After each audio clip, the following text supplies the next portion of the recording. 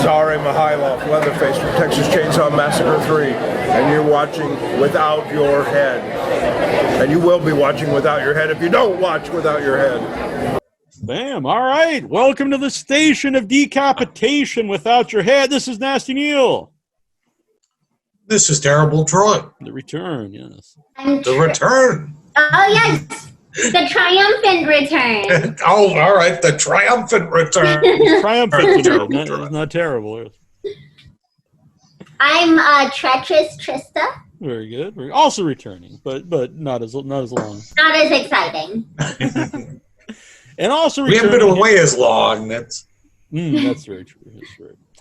Dangerous Dan Yeager, Leatherface of Texas Chainsaw 3D, a cigar aficionado, and just an all-around cool guy. I'm a big fan of Dan Yeager. And it's good to have him back. Good to be here with you, Neal. Very good. Welcome. And we're going to talk about other stuff, but we have our list this week. I'm also an alcoholic, though. Wait. All right.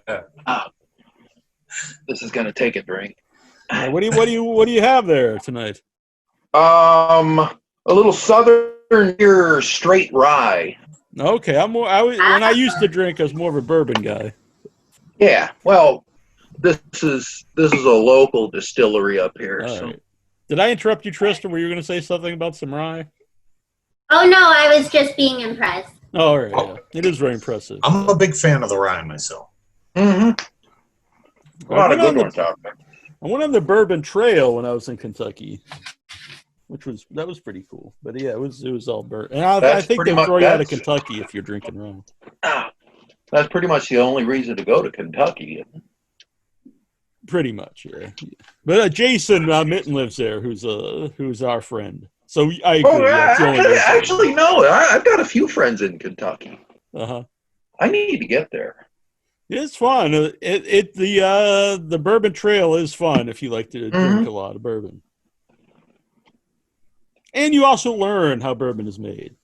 So it's educational as well. But tonight, it's not just about alcohol, which you can talk about that too. That's fine. But it's when animals attack. The Return of the 13. Let's return to Terrible Troy. So let's do the Return of the 13. And tonight's going to be our 13 animals of horror. I assume there's going to be a few things that probably most of us have on the list, but there may be some things that are unique to certain people's lists. So I think this will be fun. And anyway, we'll start. Who wants to start number 13? You want me to start? All right, number 13 for me are the sheep from the movie Black Sheep. It's a very fun comedy horror film. I think it's underrated. It's got its fans, but it doesn't get talked about enough. I don't think so. The Sheep and Black Sheep. It's a fun horror movie from New Zealand. My number 13 was The Killer Shrews. Oh my God, nice. That's my number 13 as well. Really? You're awesome. Yep. That's the brothers really. Yeah, that's really a great movie too. I mean, not great, but fun as hell, man. Just the shrews make it though. I think that's what does it for there should be some absurdity in these things.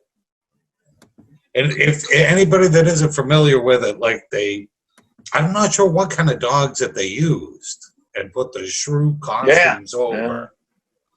But you don't have to worry about puppets or, animation or anything because you just got a bunch of dogs running around with shrew costumes on. So they look like the rodents of unusual size. Exactly. Yep. And it reminded me, just recently, maybe last year, if you ever saw the video where they take a small dog and they put a spider costume on it. Oh yeah. And they have all these setups where they have a giant web set up in a subway and it's probably 2 a.m. and they have a head in the spider web and people are looking what the hell is that? And then this dog runs by with the spider costume and it's great. People freak out, because the dog wants to play, so he's running up to the people and they're freaking out. It's awesome. I just have that similar vibe in the Killer Shrews. I have to admit, I'm not sure I've seen the Killer Shrews. Yeah, me either. It's a black and white one. I'm not sure what year it's. Yeah, it's like 1959, 1960. Probably, yeah. Somewhere around there. Yeah, Tristan and I are just not as cool. I think I actually did they remake that, or did I dream it? I may have dreamt that. I don't know. I'm not sure. If they did, they probably CG'd it and like had the shrews with no shadows and things. And I'm probably conflating it with some of the others on my list. And a shrew, an actual shrew. That is so funny. I thought for sure 13 would have been. I would have been the only one with killer shrews. Does Trista have a list? Mm-hmm.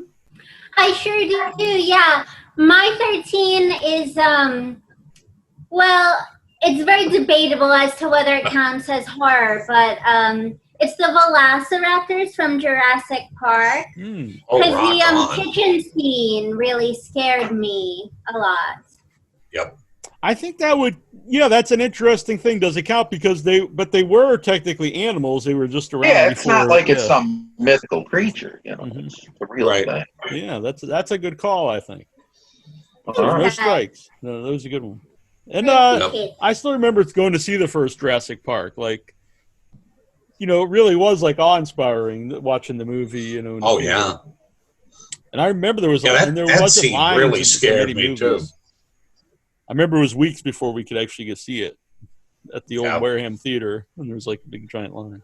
But yeah. Number 12, they're not really in the movie a lot, but I really like them, and that are the Half Dogs in Return of the Living Dead. Oh, yeah, Split Dogs. Yeah. Oh, nice. I didn't even think of those. Very creepy, because you don't see zombie animals very often. Yeah, they attack, but only emotionally. Right. Yeah, and it's very creepy. Even if you think about it, it's more. It's more psychological. The split dog there going. Yeah. Oh, that was terrible. And then the butterflies too stuck on the pins, but I think the dogs are. You actually felt bad for them when you see them like just writhing around like that. Agreed. So that's my number 12. It's a good choice. Mm-hmm. Dangerous Dan. You want me to do 12? Oh, damn. All right. My number 12 is are the bloodworms from Squirm. Oh, nice. I mean, they had every bloodworm in Hollywood working in that movie. It was good, though. I mean, horror. Yeah, that's a great gross out thing. Yeah. Yeah. And bloodworms are real, man. Yep. I'm not sure where they range. We don't have them here. We're in New York. Been out of work for a while because they're you don't see them in movies anymore, like you said. There's not a lot of good bloodworm scripts, That's true. And in that one, who was in that? Michael Rooker? Was he in that one? Oh God, I don't remember. I don't think anybody. I thought he was. Maybe he was. Maybe I'm thinking guy that looked like Michael Rooker that was in that movie. I think he is. Is he? I think so. He's in one of those movies with maybe Slither. Yeah. Oh, maybe that's what I was thinking of. What's that was number 12? Right. My number 12, it started out as I switched it out because I was gonna go with the Kraken from Pirates of the Caribbean 2. Oh, I see. I was gonna say if you're saying the Kraken, that really constituted horror. I thought you were going to say Kraken from the Harryhausen Kraken. But. Yeah, from Clash of the Titans. Right. And I was like, that's not. Yeah, I don't really see many animals look like that. But I was going to do from the Pirates, but I thought I'd be like vetoed from, not really a horror kind of movie. I'll be honest, my next one is not really a horror movie, but go on. Oh, okay. So I could have went with that, but instead it's just fine because I went with the killer whale in Orca. Oh, nice. That's the old Richard Harris movie. Yeah, that's on my honorable mentions because it almost made my list. But I hadn't seen it for a long time, but I always really liked it as a kid. But I barely remember it. Yeah, I'd like to rewatch it actually. I'm kind of the same way. Like I remember it fondly. Like if I watch it now, I might laugh at it. But Yeah, I enjoyed it when I was younger. Yeah. Yeah, me too. Trista. Killer Whale.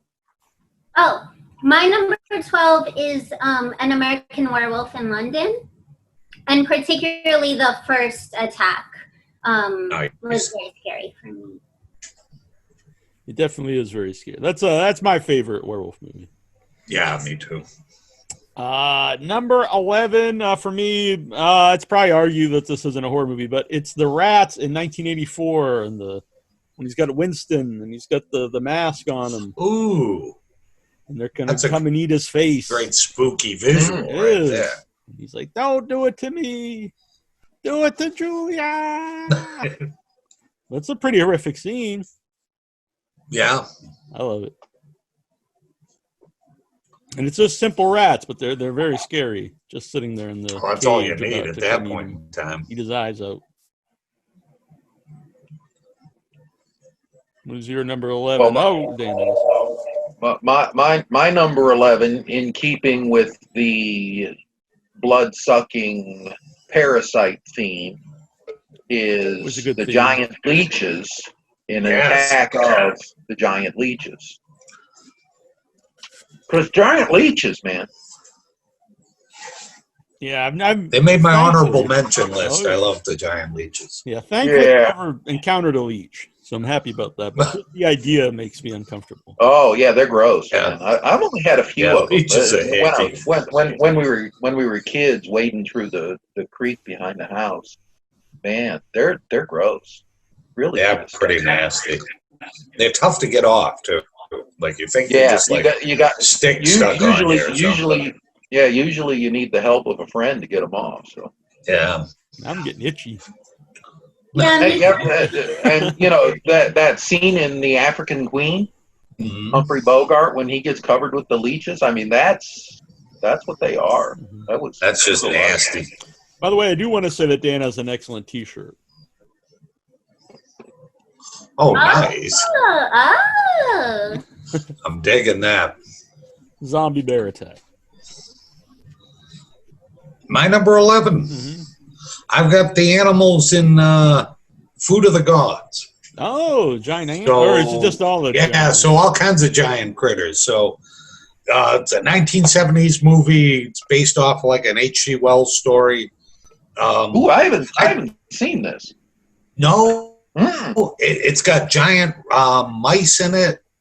And basically what happens is there's some kind of goo. I don't know if they even explain where it comes from, but whatever eats it gets gigantic. Yeah. And so there's one scene where like this woman's reaching into a cabinet, and this just freaked me out when I was like 10 or 12, whenever the movie came out. And a giant maggot, which is probably 1.5 feet long, like just latches onto her arm. Yeah. It just looked so nasty. And then the giant mice or rats or whatever they are, they terrorize the town, and some great visuals in it. They used like actual critters and then just, put them amongst like small models of cars and things like that. But it's another one I haven't seen in a long time, so I don't know. And the funny thing is, like, if you read the old H.G. Wells story, it's completely different because they focus on like a group of kids eat the stuff, and so they become like these 50-foot giants, and then they're just real pricks to everybody, and they end up trying to shoot them with cannons and things. Yeah, it's more. So they don't really focus on like the critters in the old story. More height bashing. Yeah, exactly. AJ Zyler here in the chat room, he says, maggots, yum. And for people who don't know, AJ's old name here on Facebook used to be AJ Maggot. So he has an affinity for maggots, apparently. Just Mr. AJ. So that's my number 11. If anybody hasn't seen it, check it out. I'm not big on these gooey, sluggy monsters. Giant critters and things. Yeah. Which I guess makes them effective in the movie. Yeah. Trista. Well, that one still stuck with me, and that was 40 years ago. Right. So, wow.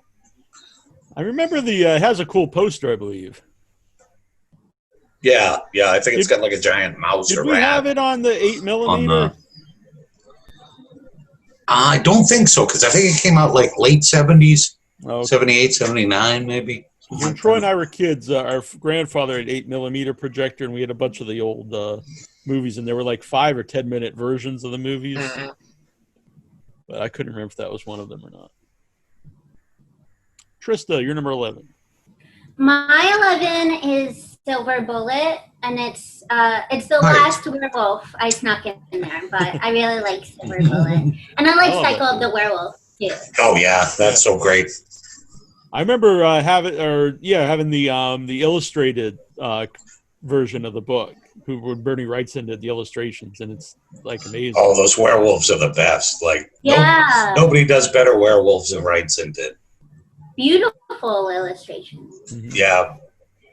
He also did an illustrated Frankenstein, if you can ever get your hands on. Yeah, I have it somewhere. That would be great to put up. Just blows my mind. That was a birthday present from Troy when I was a little child. So I read Frankenstein. Yep. And yeah, the illustration. And he does these like beautiful pen and inks, and they're just awesome. And they're so whenever I think I'm pretty good, I look at that and I just said, man, I suck. And tear up my stuff. It's like Frankenstein's lab is so intricate. There's all the little bottles and everything. Crazy. Yeah, it's great. But that's a great choice. That's actually one of my favorite werewolf movies too. Yep. My number 10 is also a werewolf movie, but it's not the werewolf in the movie. It's the dog in Bad Moon, which I think is a very underrated werewolf film. And the dog Thor is the hero of the movie. He saves the kid from. That's tremendous. It's a great choice. Yes, who's a werewolf. Yep. And great kind of metaphor. I mean, he's like an evil stepdad, and he's a werewolf. And it's a really good movie. It's really underrated. I don't really hear many people talk about it, and I love the dog in it. And then the dog is the hero. So you gotta love that. And I was almost named Thor. If people don't know this, when I was Troy apparently named me, and our mom asked him what and it was between his favorite comic book character Thor and like a friend in school named Neal, and I'm glad. So you got boring on that one. Yeah, I think I would have got like bullied as a kid. Like, yeah, that's true. I'm a Thor. I think I saved you a little bit on that one because like even Troy was kind of weird, you know. You should have at least made it your middle name, you know. I can change it, I guess. It's Lee at the moment, which is after our grandfather. What's your number 10, Troy? Well, I think we're doing Dan first. Oh, I'm sorry, Dan. I'm always out of order. You're out of order, fella. My number 10 is the giant tarantula from Tarantula, which I think was 59. I can't remember. Yeah, it's good. But just another atomic mutant that, you know, escapes. Yeah, from that era, that was, a recurring theme. I love them giant atomic animals. Can't help it. What would be a good one that they've never done? What's a good animal or insect that has never been giant in a movie that would work? That's a tough one. No. The praying mantis? I don't know if we've had a praying No, they mantis. did the mantis. There was the deadly giant mantis. Though? Yeah, he was giant. And I didn't see that. Had like a big chicken wing looking claw. I think most of the time you just saw like the big pincher claw. Right. Because the Japanese have done a lot. What about like a giant big bunny? aphid? A giant bunny? Well, giant bunny would rule. Just or a giant. Yeah, I would love that. Or a ladybug, because it would be kind of cute, and then it would just be eating people. And stuff. And it could fly, right? Yeah. I think a tick. Big ass ladybug. Like a big tick, and it just gets all filled with blood, and the guy's just kind of. It was always a gross, like Dungeons and Dragons monster as a giant tick. Bed bugs. Well, a giant bed bug would be evil. Yeah, I mean that it doesn't would have to be giant. Yeah. They just need to mutate insanely. Oh, that's true. It's topical, especially a few years ago when it was a problem, bed bugs in hotels and stuff. Oh, yeah. Good night, sleep tight. All right. Don't let the bed bugs bite. Coming this summer. I like it. All right, my number 10 are the cat people and cat people. But this one of the few times that I'm going with the remake and not the original. Really? So I'm going with the Malcolm McDowell cat people. Yeah. Okay. I thought they were cool. I was thinking there was like one app, but I see. It's kind of like when I think of The Thing. Thing or something. Yeah. Yep. All right. Yeah, there's an old 1950s cat people too. But the one with Malcolm McDowell, I think, is cool. I'll be honest, it's not a movie Malcolm's all like swaggery and. Oh, really? I know the movie. It's kind of younger Malcolm when he was still like, swaggering and kind of sexy and stuff. I think he's still pretty handsome, sexy man. He is. For an older dude, he is pretty sexy. It's true. When I did that video interview with him, and I was like, I watched what's the movie with the X-rated scenes that he did? Caligula. Caligula. I was like, that's one of my mom's favorite movies, and he just said, "No wonder you're so fucked up." I remember that. All right, Trista, you're number 10. My number 10 is Church from Mary Lambert's Pet Sematary. Excellent. Excellent. On my list as well. Old or new, or doesn't it matter? She said the Mary Lambert one. Mary Lambert. Oh, okay. Yeah, the original one, yeah. Yeah. I think that's a great choice. It's a lot higher on my list and very memorable. And it's a spooky critter. It is. I actually do think it was the only thing I liked of the remake. I don't like it as much as the original one, but I actually think there was an element of it that they should have went more into, because in the remake, it's really the only scene I like in the remake is that the church actually lures Gage into the road to get run over, which he doesn't even no kidding. And it I thought it added something like he's evil. He's trying to get the child killed. But they didn't really go much with it. But I thought it was the only interesting part of the. I didn't even hate that. I just think like everything about it's not as good as the first one. So I don't know what the point was. But I love Church in the original one. 9. My 9 is Cujo, as Dan would say in Cujo. Excellent. Right. Yeah, I mean, Cujo's a great movie. I've never read the book, because I know a lot of people read the book, said it's not nearly as good as the book. So, but I don't have it to compare it to. It's totally different. Yeah, they're never as good as the book. And Dee Wallace really sells how scary the dog is in the movie, because the dog might not be really that scary, like the actual dog. But I think her acting is amazing in the movie, and it really puts it over that this is a. We know when I watched a lot of her movies recently, like when we had her on, probably freaks out the dog. Yeah, that's true. Like, I mean, I always knew she was a good actor, but you really can see how great she was, or is, because she's really good in Red Christmas too, a recent horror movie I thought was good. But yeah, it's really not a movie I can think of that she wasn't like excellent in. Even if the movie wasn't so great, like she's always good. Agreed. All right, Dan, you're number 9. Number 9, I have the octopus from Tentacles. Nice. Which is a terrible movie. Yeah.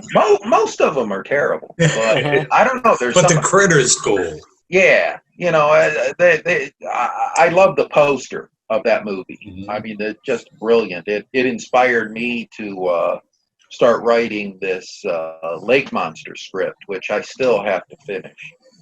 I think I'm on page 25, but I've been there since January, so I'm not making much progress. But it's a psycho octopus. I mean, why?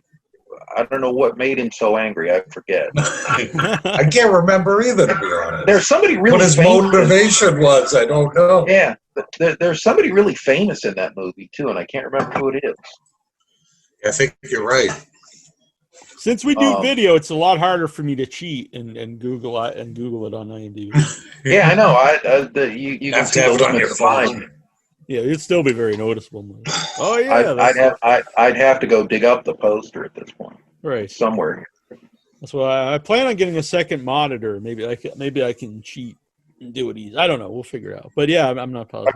I can look it up on my phone. Has there been a great octopus, like a great octopus movie? Yes, it's higher up on my list, though. Okay, all right, interesting. All right, Troy. What were we on? 9? This is number 9. All right, number 9 is the first of my gorillas on my list. Is the gorilla in Murderers in the Rue Morgue. Oh yeah.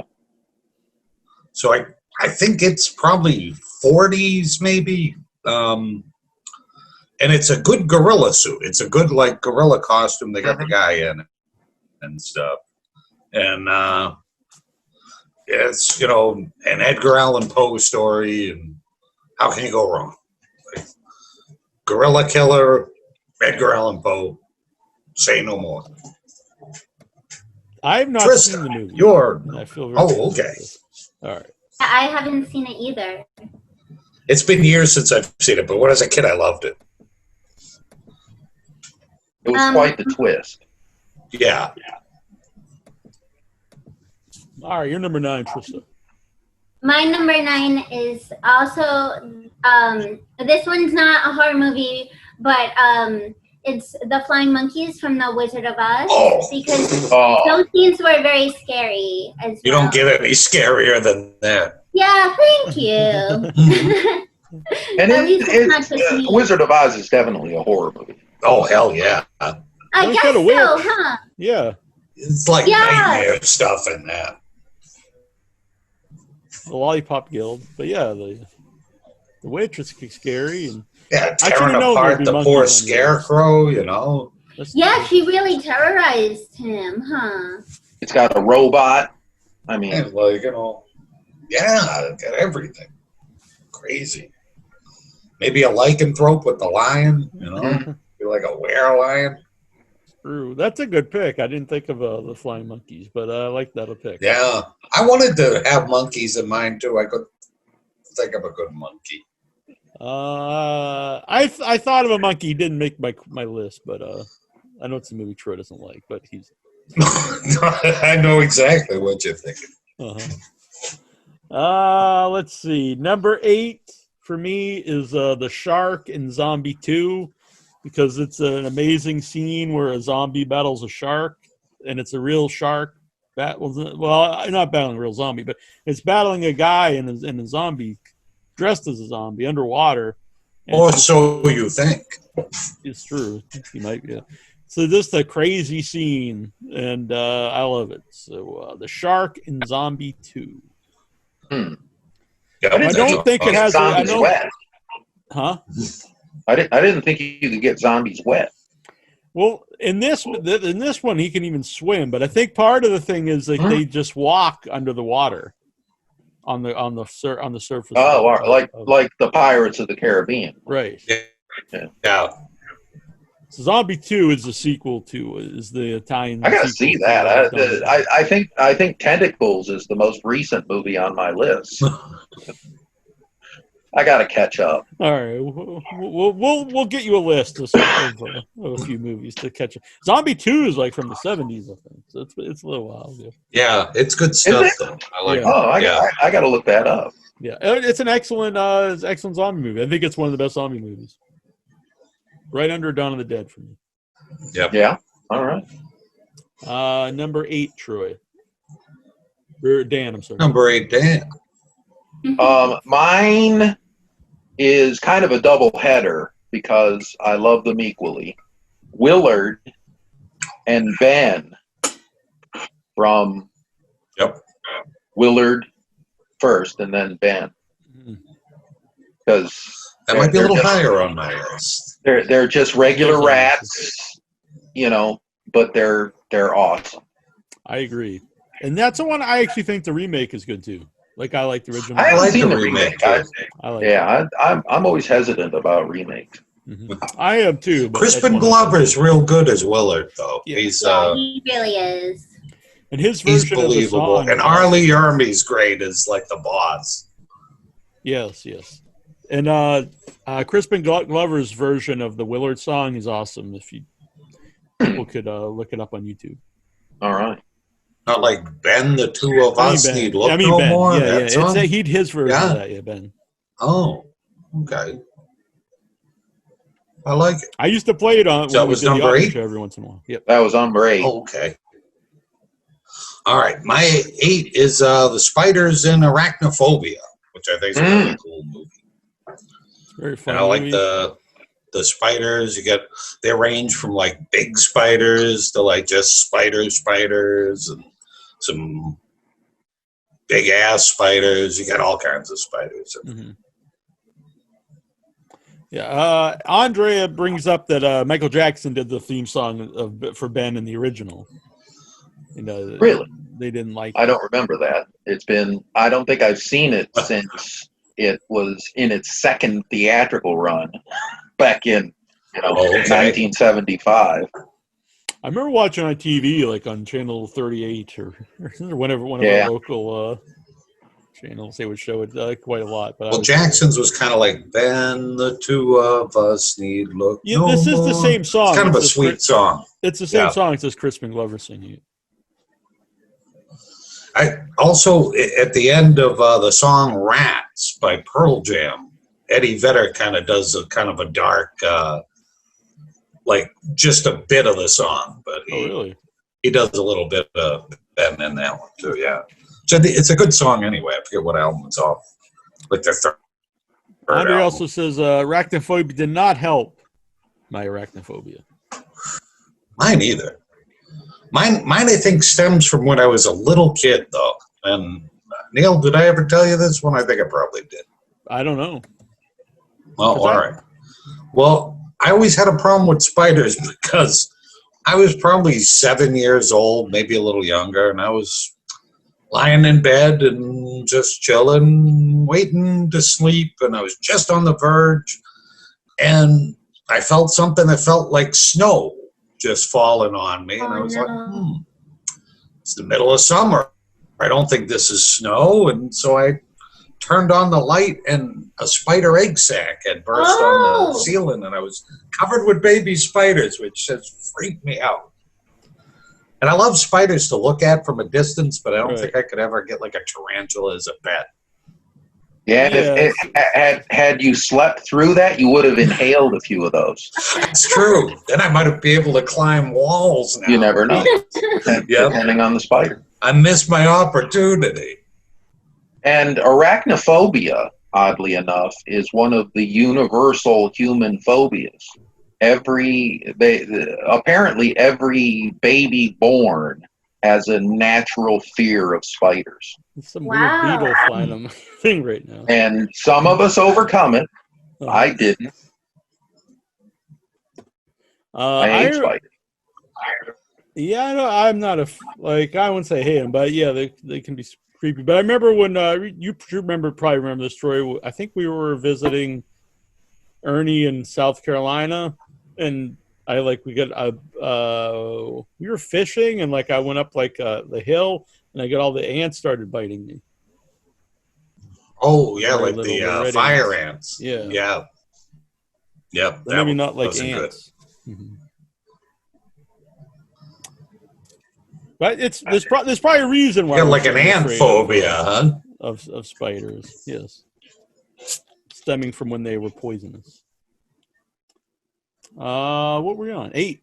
And Goodman's real good in arachnophobia too. He's great. He's so funny. Yeah, I love John Goodman. Blustering confidence in that movie. Oh yeah, yep. Completely undeserved confidence. It's very funny. Which is good. I think that's a movie kind of like Gremlins, where you got the good horror stuff going on and then good comedy stuff happening. Yeah, I wish he had a bigger role actually in the movie. Because he's so fun. Mm-hmm. I really like him. Did any of us have that on when we did the comedy horror list? Did you have that on your list? don't think maybe you did. It didn't at that time. Yeah. I think it's so scary. It's hard to appreciate. Yeah, it's true. Because it's so gross, you know. Yeah. Yep. Yeah. Andre says, I had spiders hatch in my bedroom too. Oh my goodness. That's why now, like, I'll always gather them up and put them outside whenever, like, you know, a spider's got an egg sac downstairs or something. I'll just usher them away. I'll relocate them. I'm going to try to get a picture of this weird. I don't know what this is. I got a weird beetle flying onto my laptop. Oh, you're having an animal attack right now? I am. I don't know what kind of animal this is. Looks like a bee. I think it's a beetle. Oh, you're not trying to, like, mess with us, are you?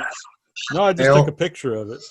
I'll post. I'll send it to whoever wants a picture of it. Really? Yeah. You're such a showman. You've like organized an animal attack. I can't get him to fly into the frame. Yeah, you just wait. He's gonna be attacked. He's gonna be tearing out your throat before the show. Eating your face. Yeah. You'll be taken over. You will be that beetle by the end of the show. I think he's a beetle. I don't know what he is. Kind of looks like a bee, but I don't see like a stinger on it. Neal's going to have antennas going at the end of the show. I sent you a picture, Troy and Trista.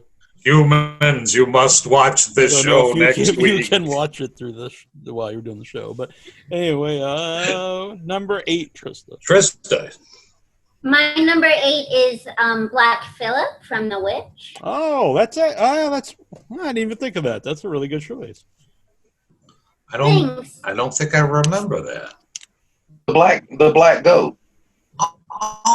Oh, okay. All right. Yep. Witch. Yeah. That's a good choice. Yeah. Thanks.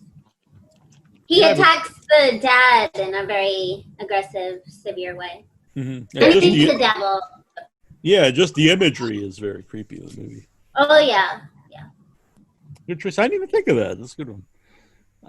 7 was mentioned, but it's Willard and Ben in Willard. The Rats of Willard. Second time Rats have made my list. Number 7 Got a for rap Dan. thing going on, I see. 7 for Dan.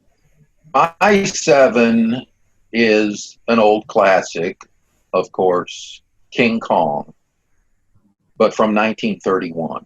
Mm-hmm. Hell yeah. I mean, he was big, but he was still just a gorilla.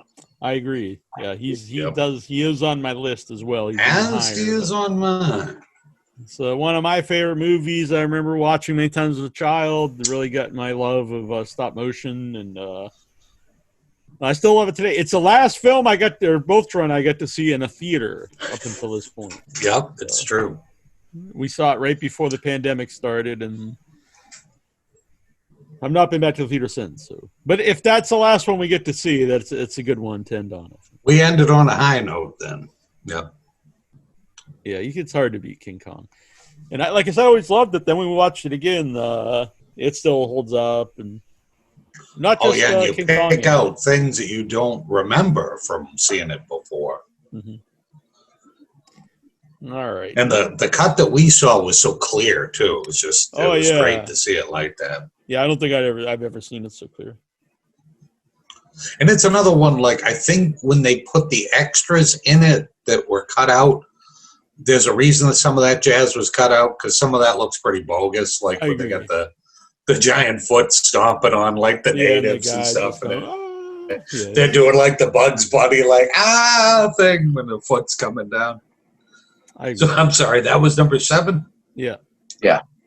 All right. My number 7 are the piranhas in Piranha 3. Number 3. The 3D or the flying piranha or the... I think the flying ones were in 2, weren't they? 2. Okay, yeah.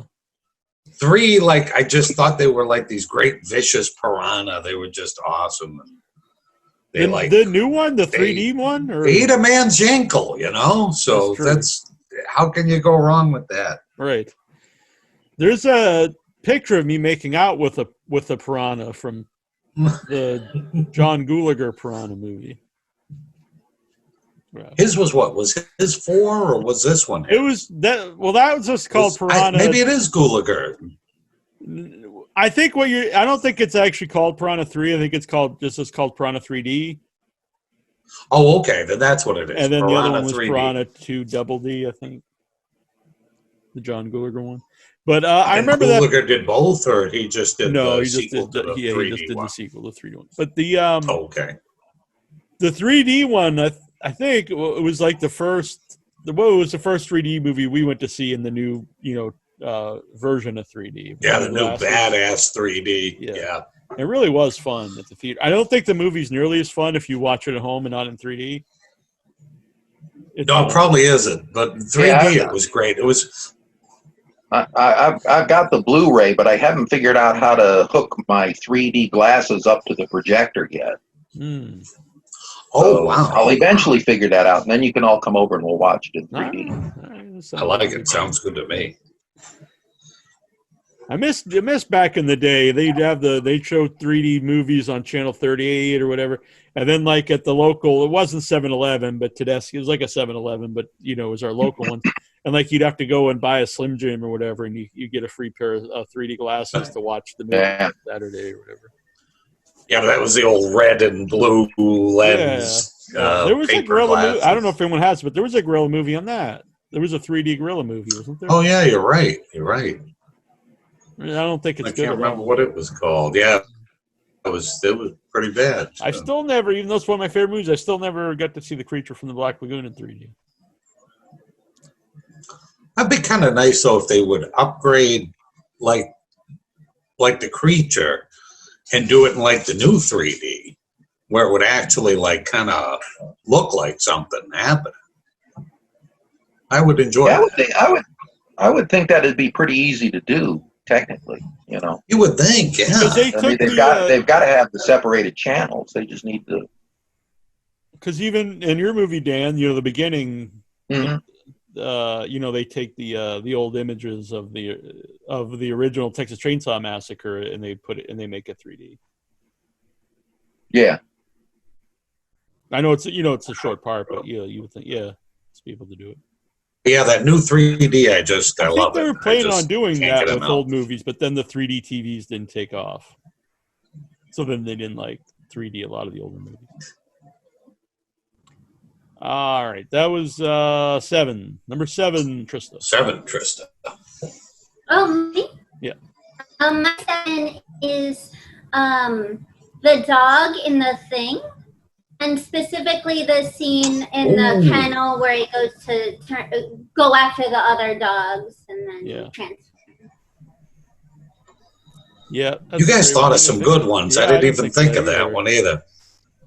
Yeah, that's a really good pick, and that's when they did the prequel. I mean, that's like the whole basis of it is the dog, or that's really how the whole movie starts. It's because the dog has the thing, and then it's sad because you don't want anyone killing animals in the movie. But if they would have killed them all, things would have been fine. Number 6, the birds in The Birds. Oh yeah. That's How did I forget that? Shame on me. Yeah, it probably should even be higher on this. But I mean, you can't go wrong with Alfred Hitchcock. And I mean, that's a scary movie. It's thinking that birds would attack you because the birds are around all the time. And they're just regular birds. Right? Yeah, they're not. You go outside, that's the ones you see. They didn't. It's just when they all get together, man. They're dangerous. Right. And Mother Nature decides it's time to get rid of us, and the birds turn on us. Yeah. It's very effective. So you're number 6, Dan. My number 6 is actually a movie I have never seen, but someday I will get to see it. And then either move up the list or you're going to take it off. You're like, what was I thinking? Well, I don't know. I saw one clip of it once, just the briefest thing, and I realized this is the movie. It's from 1930, but it is the movie that Steven Spielberg had to have watched when he got inspired to make Jaws. It's a movie called The Sea Bat, and it's about this giant bat ray that attacks these. I think they're sponge divers or something. And anyway, they built a giant rubber bat, sea bat, a bat ray, but it's huge. It's bigger than the boat. And they tow it through the water and make it attack the boat. And I mean, it's straight out of Jaws. But it was made in 1930, and it's called the Sea Bat. I've never even heard of that one. I gotta find it. It's somewhere out there. I know there's somebody with like a Betamax copy of it somewhere, and it's gonna surface. I haven't looked for it in years either, so I should probably look again. It might be online now. I should have checked. I'm gonna have to look for that one myself. Sea Bat, 1930. All right. I think it's on Wikipedia.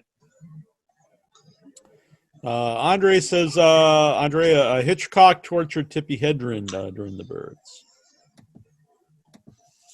I mean, he was known not to be a big fan of actors. Hitchcock was a dick, but he still, made good stuff. My number 6, we got Giant Ants and Them. Oh. Can't go wrong with the giant ants. They're just awesome. That one's further up on my list too. Flamethrower on the giant ant. I just love everything about that. I just think it's the coolest thing. Ants. Bad. Big ants. And that was James Whitmore and Santa Claus from Miracle on 34th Street. Oh my God, I forgot that. It's been a while since I've seen them. There's a lot of these movies I got to go back to and watch again sometime. Yeah, that's how I'm stuck in the 70s. Is there are so many good movies that I still haven't seen. I'm working my way through them. All right. I got to quit rewatching the ones I've already seen. Well, if you like them, no harm in that. Yeah, just kind of like filter these ones in, like in between like old favorites, just throw one of these bad boys in. AJ says classic choice, classic movie. Trista, what do you got for 6? My number 6 has already been mentioned, but it's Arachnophobia. And I love John Goodman in that movie. And the film is just it's a really good movie. It's really well done. Yeah. Yep. 5 for me has not been mentioned yet, and that's the cockroaches in Creepshow. Great choice. Didn't think of that either. Bugs got your tongue. That's a really I love that movie, but that episode of Creepshow is that's the creepiest one to me. Where the rest of them it's fun too, but the monsters and the rest of Creepshow I enjoy watching, but the bugs are they're nasty and gross. Are uncomfortable, yeah. And E.G. Marshall's so awesome in that too. Ups and Pratt. Do it first. Do it now. Yep. Yeah, awesome. Cockroaches. I don't like cockroaches. Oh, all right. Nobody does. Yeah, I was going to say who's I really like cockroaches, Neal. What are you talking about? But I'm sure someone does. What is your number 5? Did you see that bug, Troy? Do you know what kind of bug that it was? I think he flew away. It was an impressive bug, but I'm really not sure. I think you're right, though. I think it's some kind of beetle. Yeah, it has the markings of a bee, but because it's got yellow and black. Oh, wow. He's kind of pretty in a gross way. It is. It's like a mutant bumblebee that, Mama Bumble got it on with a beetle or something. I don't know. It's some kind of weird hybrid. It isn't a murder hornet, is it? I think that might be. This is pretty big. It looks like a bumblebee. Neal. I think he flew away. He liked me, though. He wasn't attacking me. He's saving you for later. Your dessert, man. Let me finish your show anyway. 5. That was my 5. 5 for Dan. Number 5. The sea bat, of course, led me to Jaws. And Jaws. Yeah, it's hard to beat. Can't go wrong with Jaws. Yep. What was the shark's name in Bruce? I think. Yeah, Bruce. they called him Bruce, I guess, on the set. Yeah, Bruce in Jaws. Yeah, Jaws is amazing. I'm sure there's people here talk about it, but so many people talk about scared of spiders and stuff for movies, but you know, I know so many people. When we were doing the interviews for Jaws this week, Trista and I were saying, after they watched Jaws, they were afraid to even go in the shower, or take a bath, or fish, or go swimming. And it made me want to become an oceanographer. Oh wow! But then I was living in rural Ohio at the time, and the oceanography opportunities are rather limited there. Would imagine. And I don't know. I eventually forgot the idea. Now you've got the time. Yeah. Yeah, I love Jaws, and I've mentioned this many times, but it's filmed near myself. But I always, the shark's amazing, but for me, what really makes the movie are the three main actors. And the tension in the movie, it's just amazing. My number 5's been mentioned, and it's Willard. Not really much to add to it, just Ernest Borgnine as his boss is great in that one, too. He's just, that's right. He's a miserable prick in that, Yeah, he's been in some great ones. Oh, yeah, yep. You're number 5, Trista. All right, Trista. My number 5 has also been mentioned, but it's Cujo. Excellent. I had a lot. I feel like I watched the movie a little differently. I feel like I'm on Team Cujo. Not that I want him to hurt anyone, but it's not his fault. I have a lot of empathy for Cujo. Yep. You could fix him. Yeah, I love Cujo. 4, I think, is going to be my last one that's not been mentioned before, but the simian rat monkey in Dead Alive. Nice. It's an amazing looking monster. Well, it's a monkey, and he's what starts all the zombies in the movie. You guys got the good monkeys. I couldn't think of any monkeys. I have another monkey that didn't make my list, but he was close to making the list. But I didn't put him on the list because I knew he'd be very mad about if I had him on my list. I'd be shaking my fist. How could you? I think I stand by the movie. But the simian rat monkey, Dead Alive. I mentioned the movie a lot because I love it. I rented it many times from the VHS store. Your number 4, Dan. My number 4 is my last aquatic monster. It's the It from It Came from Beneath the Sea. Nice. So I believe that was a Ray Harryhausen. Octopus. But he was so huge. He tore apart everything. He destroyed San Francisco. I love San Francisco. That's a great movie, though. And then that's based off of the old Shame on Me. It'll come to me. You guys go on. All right. You're the next one, but it's awesome. Ray Bradbury. Yeah. Ray Bradbury story. Craig Lindbergh adds Beast from 20,000 Fathoms. Well, we only had 13. Right. I know. Not 20,000. Number 4. My number 4 is the only one left on my list that hasn't been mentioned. And again, it's kind of one of those, is it a horror movie? Maybe, maybe not. But Mighty Joe Young. I just love him. He's That's the a man. good pick, yeah. Not the remake, but the original one. Yeah. Although I have nothing against the remake. I thought it was pretty decent. I like it too. I don't even remember the remake, to be honest, but I love Mighty Joe Young. That was one I liked a lot as a kid. Very sympathetic in like decades. That one doesn't really get That's talked true. about It's anymore. not one you see. Yeah.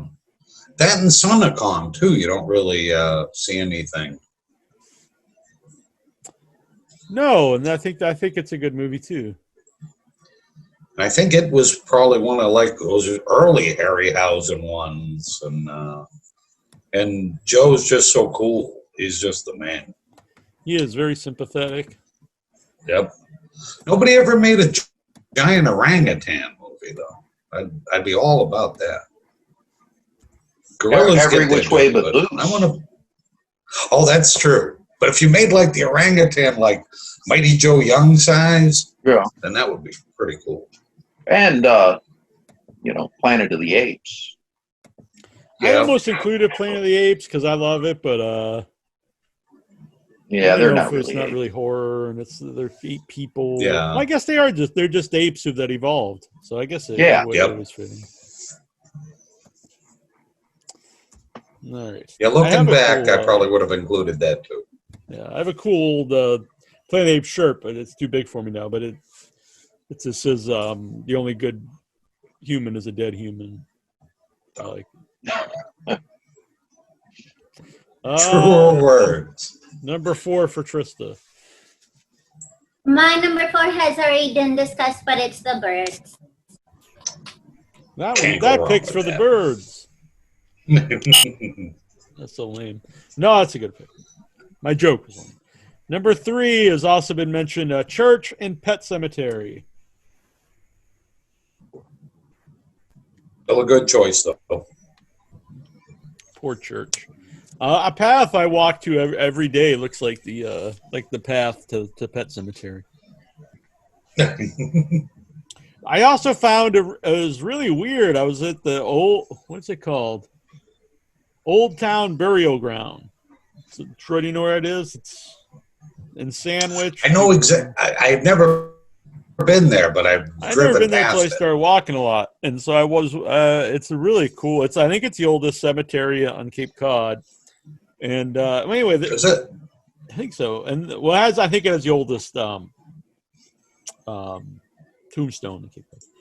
And so there's this big like broken down like a tree, and it's just like a barricade in the cemetery. And I tried to take a picture, but you couldn't really see that it's like a barricade. But it was very. My mind started to race because it's like, why is there a barricade in the cemetery? Like, what are they trying to block? Are they trying to block something from getting out or coming in?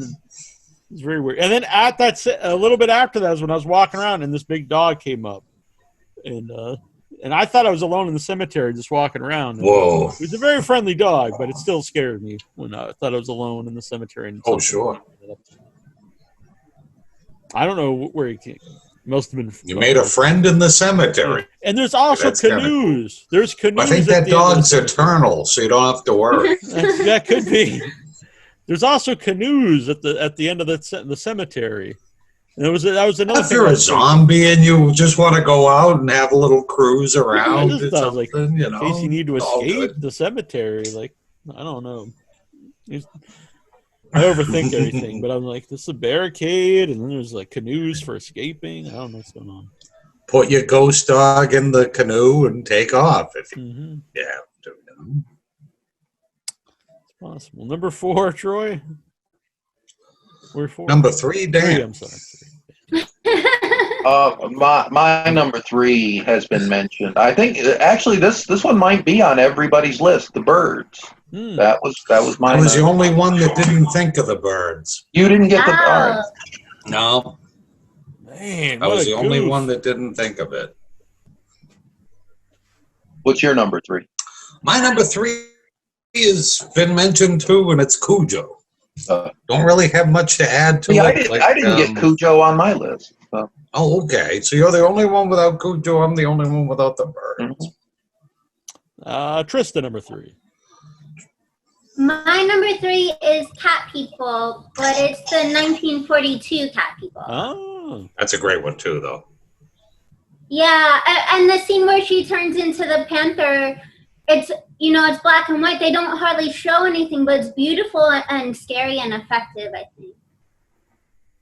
Oh yeah. But even in the new one, they don't have like a really big like transformation type scene and stuff. So I mean, like sometimes you don't need it. Like it's always great when you see it, like like an American Werewolf in London. But sometimes you can just kind of take it as, all right, they turned into a big cat. My number 2 is the giant ape in King Kong, which has been mentioned. Can't go wrong, man. Number 2 for Dan. My number 2 is the carnivorous rabbits in Night of the Leeches. See, I almost brought that up when Trista mentioned the giant bunnies. I was like, well, maybe yeah, they're not giant. They're big. They're big, but they're not giant. Yeah, they're just there's just a swarm of them. I mean, yep. I see a lot of bunnies on my walks now too. Now I'm gonna be worried. I think they're all cute. Someone's gonna steal my giant bunny idea. I know. That's why sometimes I was wary of bringing up ideas. Of like, that's what I've noticed in Forestdale. There's been because the other morning, I've been working the overnight shift, so I'll do a 5 a.m. walk around the school, and I've been seeing this probably the healthiest coyote I've ever seen. He's oh wow, he's just really chesty and built, real friendly. He'll come out and look at me and stuff. And I was like, wow, why is I bring him out some food or something, but he looks pretty well fed. And then I noticed that there's hundreds of bunnies all around the Forestdale school. So I think that's why he's so well fed. So in Sandwiches has been the year of the rabbit. Yeah, he is. I don't have to worry about him. I mentioned this on my Facebook, guys. The second night, last night was when I went out for a walk, and in the middle of the night, it was the second time I saw a coyote in the same area. Oh, really? Yeah, it was over. No one will know, but it's over by the fire department. Are there any good coyote horror movies? I wonder. Ooh. That's a good question. Because I mean, they can be dangerous as hell. We have a lot. I live way out in the sticks, and we were over at my buddy's house last week. Had a bonfire going, and man, those coyotes started howling. And oh man, they're. When I was in Chicago and I was walking at night, it was very strange because there was coyotes there, and I didn't think there was coyotes in Chicago. And I mentioned this on Facebook, and someone sent me a link, and at first I thought, whatever. But I started reading it, and they said that the coyotes can attack people. And what they do is one will come around and and then the other ones will go around. It's very rare, but it's like a pack of coyotes if they get hungry. Yeah, packs are bad. One coyote, no big deal. But if you get cornered by a pack of them, you're in trouble. Yeah, so we need giant bunnies. I know, that's true. The coyotes. Us. Yep. This movie's really coming together. It could be a versus. Right. It could be a versus. True. We'll have them go head to head. I think the Sci-Fi Channel might be listening. Be careful. Yeah, they'll have giant bunny versus coyote. They'll mix it with volcanoes or something. That's true. As long as it gets made. It'll be bunny eruption. My number 2 has been mentioned and is on everybody's list, I think. Is Bruce the Shark in Jaws. All right. Yeah, I've heard of that. My number 2. I think it's going to do pretty good. That's my number 2 as well. All right. Well, oddly enough, it's my number 1. My number 1 is Jaws. I think it's not only a great horror movie, I think it's one of the best movies. Yeah, you gotta love that movie. Great cast, great suspense. It goes through many genres. It's not. Some people will argue it's not a horror movie, or you could argue To me, and that could be the most like stolen from movie too. Yeah, like definitely just up there. That and like Night of the Living Dead. you know, yeah. But it seems like that premise, like you've got like the one guy that's kind of not in the scene, you know, like he's kind of on the periphery, like he's a sheriff or a cop or just some dude. And then you get like the scientist guy, and then you get the hunter guy, the old grizzled. I've been hunting rabbits for 35 years, man and boy, and I'll tell you something. You get those three people. See, I'll be that guy in our movie. Yeah. Like bunnies, don't trust them. Look them in their dead eyes. You're hired. And buck teeth looking at you. I've been hunting bunnies for 35 years.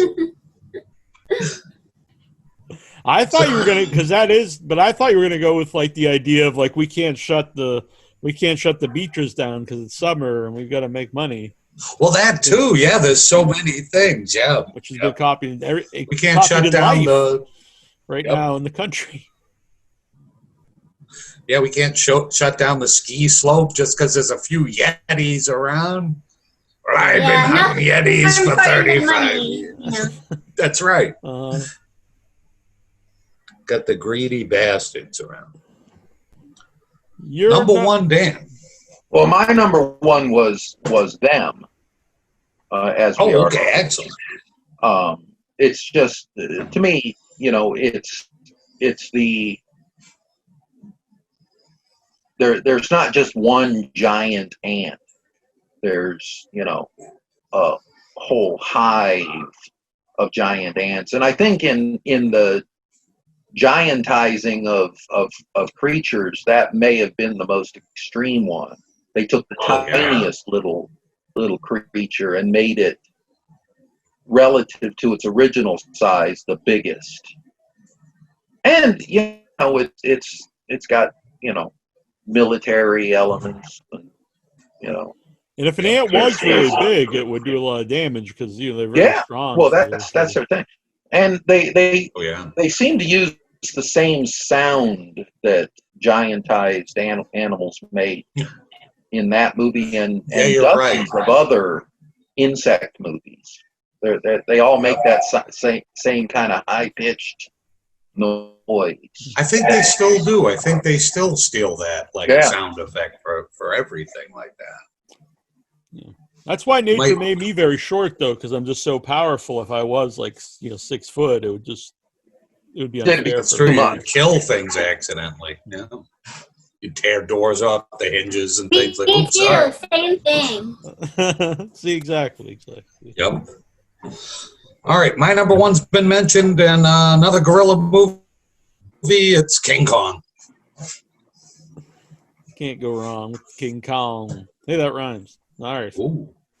Number one, Trista. The tagline.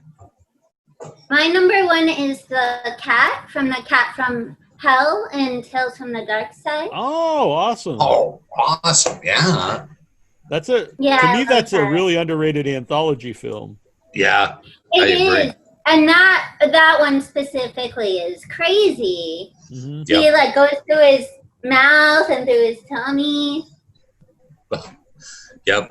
And the old guy in that's so good. The guy from Pritzi's Honor and stuff. Yeah. He's so good. Played that creepy old guy in every movie. Yeah, all the actors. They're great character actors. Yep. It's amazing. And I think it's a King story, right? It is, yeah. Yeah, that is really, and I think it's got a great mummy in that, not in that story, but in that anthology. In the anthology, it is a great anthology. Mm-hmm. That's a good pick. It's one I didn't even think about, but yeah.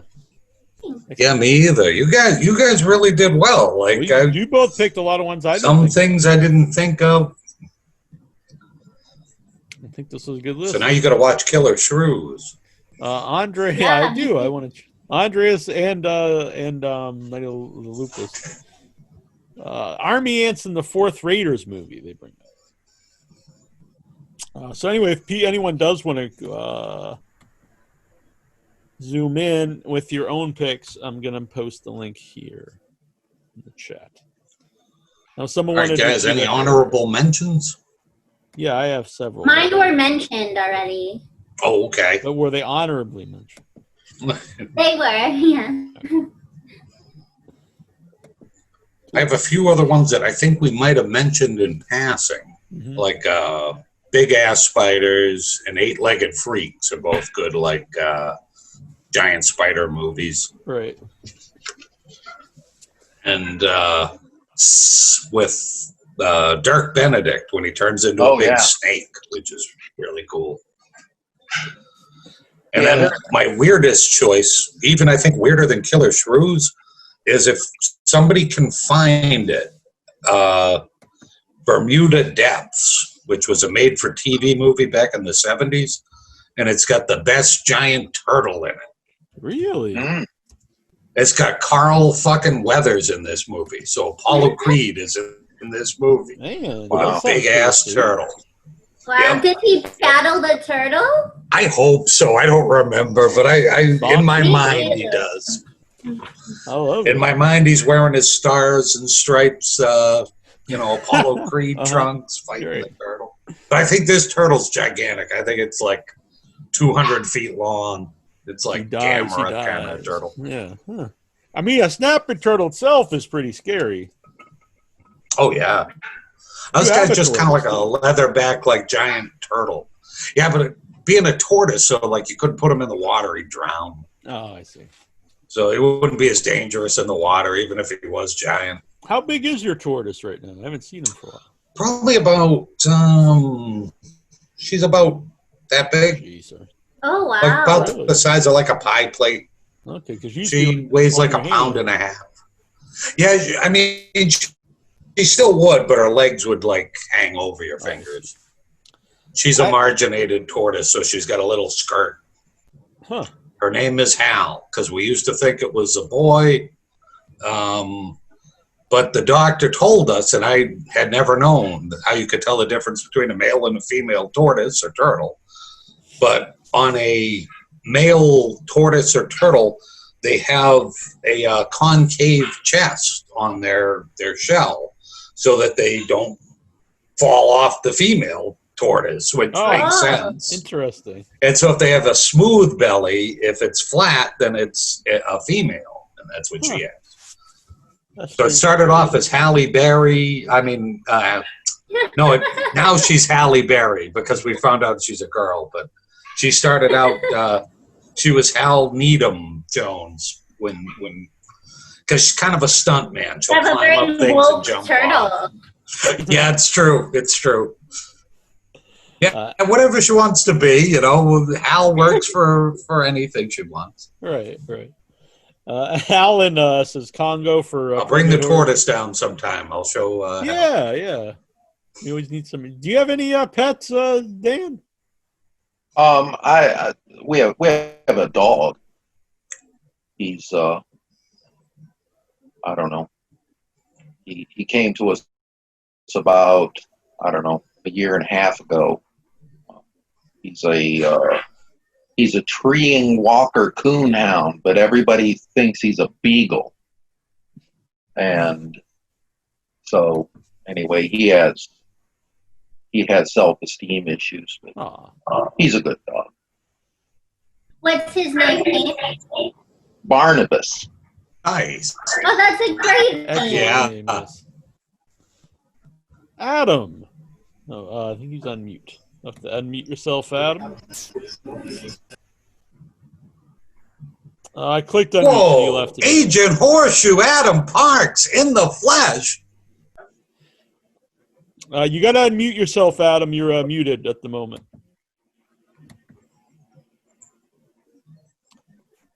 There you go. I think you're on with us now. Speaking of Ernest Borgnine. What's happening? Adam, what's cooking? How you doing, my friend? Good. Good.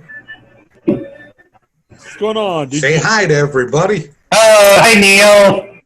This is hi, Dan. Our old friend Adam Parks. I've known Adam since he was a little kid. Oh, wow. He used to be our weatherman. Yep.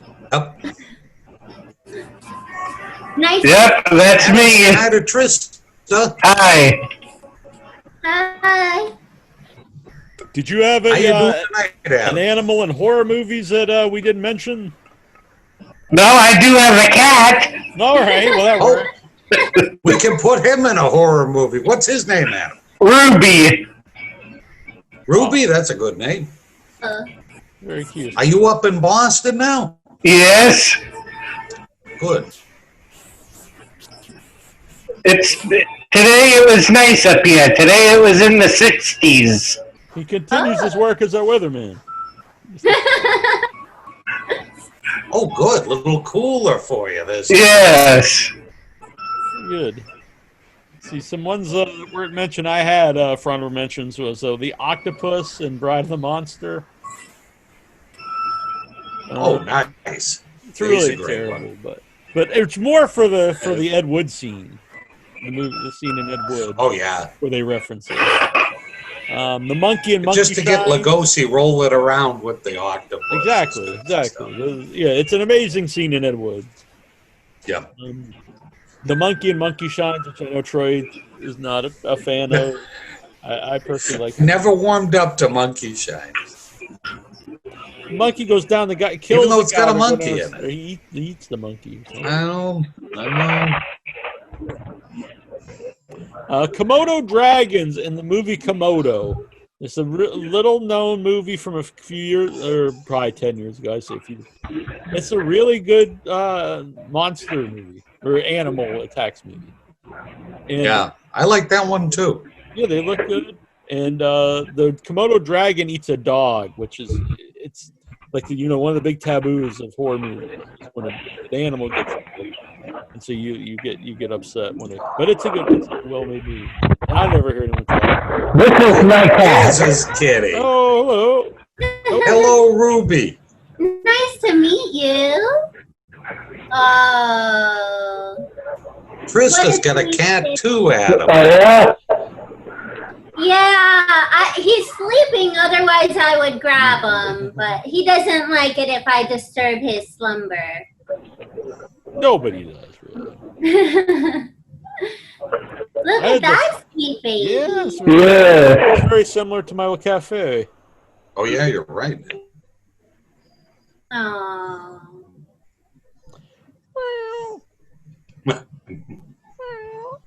Well, Adam, you got anything going on tonight? AJ says David is a superstar. Nice. Isn't he, though? Thank you. I agree. It's very proud of David. What else? The Crocodiles and Crawl. Oh, yeah. Yep. I almost mentioned Mothra. I almost did as well. Oh, yeah, that's true. There's probably a lot of those Japanese monsters. That's true. You could think of like Gamera and stuff. Yeah. Beetle's back. And Neal with his giant beetle. Has it gotten bigger?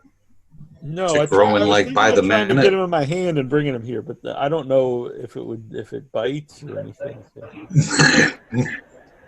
He might be getting hungrier. Now he's pulled out his wings. Now he's trying to scare you. He's over on the Wolfman now. Anyway, no one can see him, so I guess I could possibly. He's only in your imagination. I didn't see him in the photo you sent. I have the Fly and the Fly, but he doesn't really necessarily make an appearance in the Fly. But I mean, that's a. I know most people like the remake. I like the original Fly. Yeah, me the remake's just really a gross out movie. And I think the ending of the original Fly is like, it's sad. He's there and he's gonna kill me. Like, that was very disturbing to me as a child. Yeah, when he's stuck in the web, that's bad news. I think that's all the ones that I have here. Oh, the Mutant Baron Prophecy is also one that's not mentioned. Oh yeah, yep. That's so funny. We were just talking about that the other week, and then I quickly forgot all about it. And if people don't know, so Dan and I are wearing Zombie Bear Attack shirt. I love that movie that Dan hopes to make. I don't know where that's at the moment. Oh, we're still looking for money. I've got the Metaluna mutant shirt going. Very nice. That's a great one too. Yeah, that is a Tron like by Troy and color and design by me. It's beautiful. Thank you. But yeah, still looking for money. It's probably not a great time at the moment, I guess, to be looking for money to make a movie. No. But hopefully, at some point. The cool shirt. I keep trying. Because you said you were writing another script. How many scripts have you written? I've got 4 done, and I've got 3 of them kind of prepped for financing. Looking for those dollars. The other one of the other ones is it's a kind of a cryptid creature movie based on the legend of the Billy Whack monster, which is what's that? It's a kind of a it's an old legend from California. There's a ranch, a goat ranch called the Billy Whack Ranch that got going in the 20s, and then it was owned by a Jewish guy who I guess kind of disappeared during World War II, and all of these legends kind of popped up about there being this goat man living out in the woods, attacking people and goats things. But anyway, it's a fun script. It's got Nazis in it. So. I like it because it's weird. That's one crypt that I've not heard from. You heard of? Yeah. Yeah. Well, it's a very local legend out there. Right. There's probably a lot of things like that, locally that not everyone else knows. True. The moth. I don't think people knew a lot about the Mothman until recently in West Virginia. No. Is that something you're interested in, or is it just because it's local to you? What's that? Is that something you're interested in? Cryptids, or is it just because that one's local? Oh yeah, yeah, they all fascinate me. I'm always surprised nobody's done one about the Jersey Devil. Yeah. That one's been around for a long time, and now you've got a catchy name. Yeah, I've got another one that, like I said, I've been working on not working on for months about a lake monster. I live up in the Finger Lakes in New York, and a few of the lakes have their own lake monster legends, but the one in Cayuga Lake has persisted for hundreds of years apparently. But I'm trying to finish the script. It's hard. We haven't had a good lake monster movie in a while. No, that would be fun. I like monster movies. Yeah. Yes. I do want to mention before I forget to is giant, big freaking rat. Since we're doing the animal attacks tonight, and that's coming out. Joe Castro, who we've had on the show, a bunch of times, did the effects for it. He actually made a big freaking rat for the movie, a big giant, nice, murderous rat. Yeah, I'm hoping Joe is going to work on my Slaughter Farm movie. Ooh. Again, we're looking for $1 million. So we'll see how soon that happens. That'd be great. Joe wants to make giant bunnies. Well, you got to write the script. Oh, okay. Right. Yeah. I think he'd be on board. We'll get Joe involved in on the without your head ideas here. But Joe's a great guy. Do you know him, Dan? Have you met him at shows or? Not personally. We've never met in person, but yeah, we've messaged and super super positive guy and very very talented guy. Yeah, we know a lot of the same people, so yeah. He's a good dog dad too.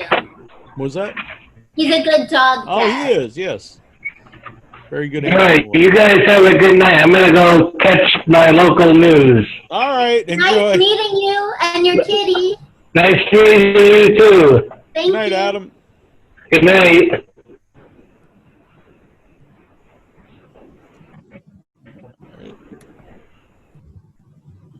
That was Adam, also known as Horseshoe, our former weatherman here on the show. So, Dan, last time I saw you was in Worcester at Rock and Shock. Yeah, that was a good time. Yeah, it was. The last convention you got to go before everything happened. Yeah. I don't do that many, but that's actually the only show I've ever done twice. Oh, really? Yeah, that was a good show. It's a shame it was the last one. Yeah, because it was the first convention I had been to, Rock and Shock, because it's in Boston, so it's local to me. And when we started the show, I contacted them. It was their second year, and our very first guest was Sid Haig to promote Rock and Shock. And so, I had a relationship with them for years, without your head. So it is sad if that is the last one. It's weird because they announced it was the last one, and then one of the other partners in it said it's coming back. I think there's some kind of rift between the two people, two partners. So I'm not sure exactly what exactly happening, but or if when they'll actually be able to do conventions again anyway. Yeah, it seems like it's pretty much over for this year. Yeah, I mean, there's one happening this weekend, but it doesn't seem like the best idea. Yeah, we'll see. What made you do that one for a second time? I don't. Gina was just always. It was one of the best run shows I've done. And it's fun. It's. I made a lot of friends there and was happy to go back. Yeah, I tend to make friends everywhere. Mm-hmm. I still hear from people from that Kansas City show, which I can't remember the name of it. Crypticon, maybe? I can't. Yeah, Crypticon? I think so. Yeah. Yeah, I've never been to a Crypticon, but I think that's a big one in Kansas City. Yeah. Yeah. They're all fun, but it is an ordeal to do them.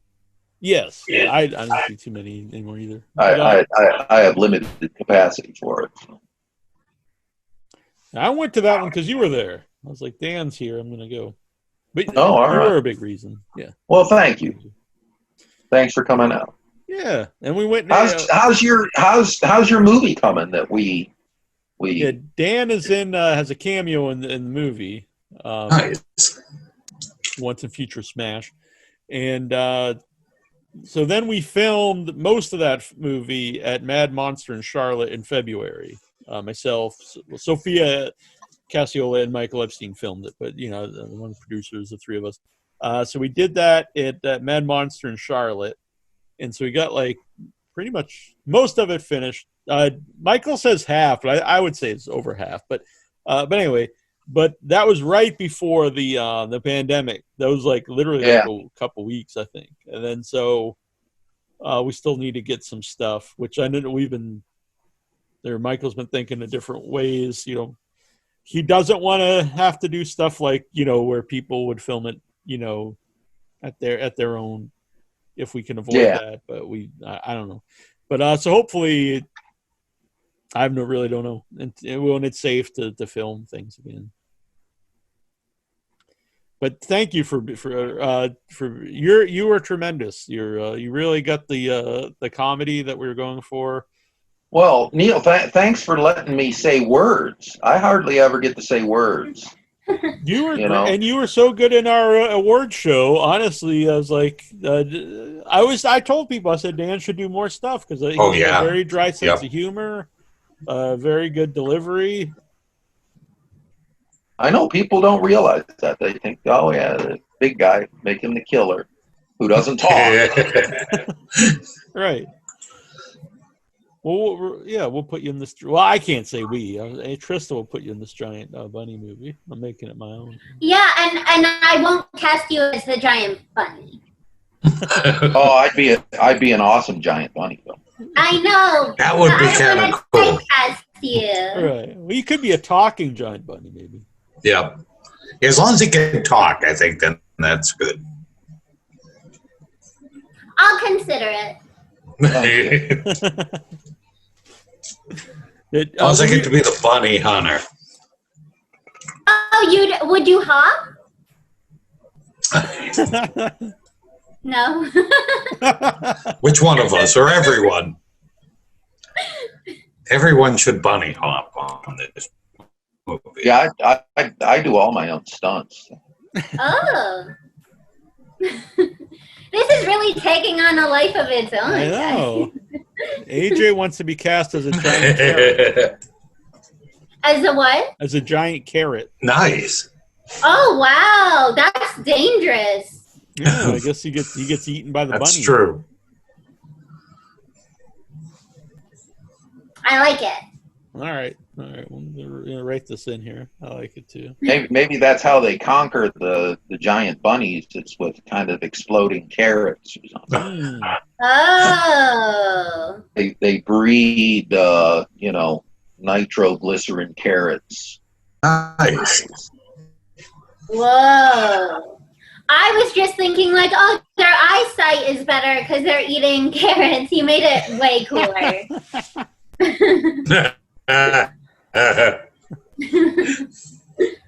They say if you eat a lot of carrots, your skin will actually turn orange too.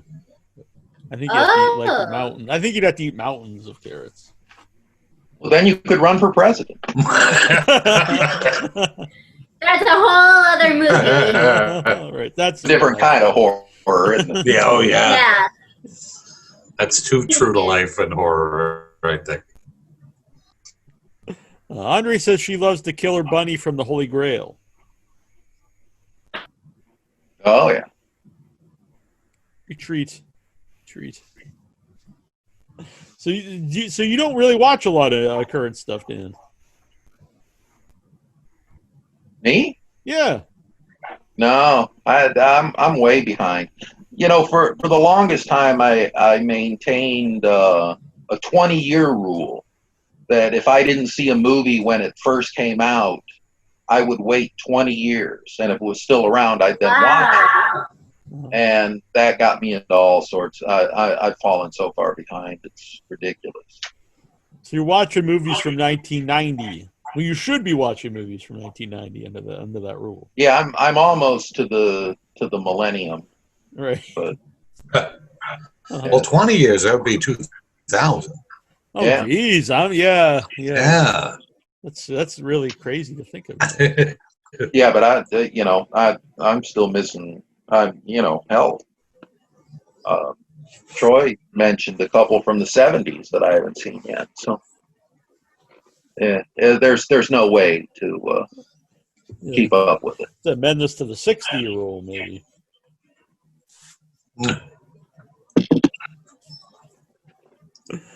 Runaway, yes, that was a good one. So, what are you up to now, Dan? I've been working on my my coffee business. Really? Killer's Choice Coffee. Nice. I'm a big coffee fan. I don't drink I'm gonna send you some. We're gonna have a new one coming out. I hope next week. The first one is available at killerschoice.com.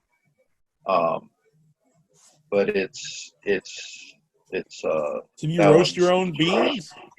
No, I have a roaster here in New York who does them, and they're really good. They do all organic, fair trade coffee. It's all top notch stuff. My wife has her own line of tea, and she's British. Mm-hmm. Oh, And, you know, when she started doing that, I said, oh, you should do some coffee too, because I only drink coffee. Mm-hmm. And she kind of, I don't know, scowled at the idea. And so I took that as a challenge and decided to come up with my own. Been working on it on and off for a couple of years, but I finally got it pulled together, and we're actually doing it now. So anyway, you can also get Zombie Bear T-shirts on that website, by the way. Very cool. Which I highly recommend. Yeah, and you know, goes straight to funding the movie. I need to only sell, you know, like 40,000 shirts, and I could make the movie. Yeah. Well, I haven't sold that many yet. Right. Yeah. So, are you a dark roast guy, light roast, medium roast? Dark. The darker the better. I agree 100%. It's called Killer's. It's called Killer's Choice. It's not. Yeah, it's not. You know. Yeah, I tried it's this week. I like I've been drinking an extra dark roast, the from Vermont that I like. Yeah. Well, I'm gonna send you some. All right. Yeah, I'll review it and drink it on the show. There you go. See, that's good advertising. Yeah, of course. Definitely will do that. I'd be happy to. So, over the years, would you say that Texas Chainsaw 3D has had always had its fan base, or do you think it's grown with its fan base? Oh yeah, I think it's growing, big time. You know, it's amazing the number of Texas Chainsaw fans I've met who've never seen the original. Oh, you really? know, I mean, yeah, you know, so there's all sorts of room, you know. Yeah, I mean, if you look at the box office, I mean, it did really well. So, and probably a lot of them were young people who, you know, because, you know, some of us are kind of in the horror bubble, so we assume, you know, everyone, you know, is into watch all the horror movies. But it was a lot of people that would just go to the movies just to see new movies and hadn't seen, you know, a lot of the classic horror movies. Yeah, and it shows up on a lot of the streaming services still, right. And that just, you know, that's the way kids watch movies today. Have they ever done because usually at conventions it would be Texas Chainsaw alumni, so different people in Leatherface and different people played another part. Have they ever just done a Texas Chainsaw 3D reunion anywhere? Have I don't think, no, not just 3D. You know, I used to do basically every show I did, you know, either Gunner or RA or Bill Johnson were there. Sometimes all of them. Those were the best ones, you know. Yeah. And you know, I only got to do one show with Marilyn Burns before she passed. I've only done one show with Terry McMinn, and Ed, John Dugan, of course. Yeah, no, it's kind of a franchise-wide extravaganza when they do it, you know. Yeah. And it's weird because everyone I know from the Texas Chainsaw Massacre movies are very nice people. That's true. That is kind of like a family, like that whole group of people. Yeah. Yeah, I find that's true in general of horror movie people. That's actually that's pretty true. Yeah, good point. In particular, you know. Mm-hmm. Yeah, it's only a handful of people, or maybe even one that I can really think of that I've ever had an issue with. So, yeah, it's a good point. And all the Leatherfaces, though, are some of my favorite people now I think about it. It's true. Only the best people are Leatherfaces. Yeah. It's true. Yeah. Well, I think Leatherface is your thinking man's killer. You know, he's a very intellectual monster. You know, the other big ones are, you know, Freddy and Jason and Michael Myers. Yeah, they all have this kind of supernatural element to them. But, Leatherface is just good people. That's true, because even I would argue that Jason starts off as regular. I know some people argue he doesn't, but as the movies progress, he becomes obviously after 6 he's supernatural. But there's and Michael Myers can be, you could argue one way or the other. He's the actual boogeyman, and is he or isn't he? But but Leatherface would clearly be a human, and all the family members. Yeah, it's interesting. Leatherface has to be smart because he can't die. Because he can die, is what Alan he can die. Right. There's always jeopardy. Yeah. Right. I'm sure I've asked you this before, but why didn't they ever do a sequel to the 3D one? They wrote the script, and there was some, infighting amongst the producers whether to do the sequel or do that prequel. And, I don't know if they flipped a coin or what, but they decided to do the prequel first. And it took them so long to make it that they lost the rights. So, the rights reverted back to Vortex, and now somebody else is making, a whole, from what I understand, it's not a literal sequel to 3D, but it does take place temporally post 3D. I'm not sure if they use any of the characters, other than the ones from the original that are in 3D. So, yeah, it's kind of a from what I understand, it's kind of a reimagining of the whole thing yet again. So, we'll see. Yeah, we'll see what they come up with. Mm-hmm. That is one thing with Texas Chainsaw Massacre. It does, reboot so often. But yeah, you could say anything about Halloween, I guess. Yeah. Are you familiar with the other? Because you mentioned Freddy and Jay. Have you watched all the other franchises? I haven't seen all of the iterations. I saw the originals of all of them, and a few of the sequels. I don't think I've seen beyond the second or third Friday the 13th or